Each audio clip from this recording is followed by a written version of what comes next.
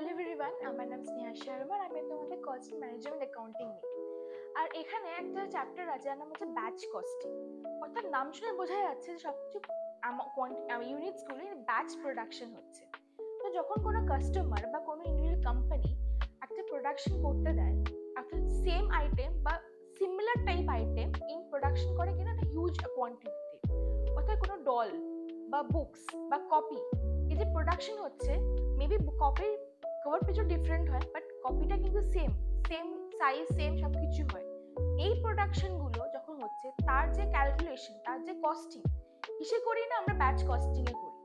এই batch costing almost similar to job costing, but difference এখানে কি, এখানে মাস প্রোডাকশন হচ্ছে আর প্রত্যেকটা ইউনিট, অর্থাৎ যে ব্যাচ বলতে একটা বক্স বলি, এখানে মেবি 20-40 আইটেমস আছে, এটাকে অ্যাজ এ সিঙ্গেল ইউনিট দেখা হয়। এই আইটেমগুলো প্রোডাকশনে যে কস্টিংটা ইউজ হয় সেই কস্টিংটাই আমরাকে ব্যাচ কস্টিং বলি।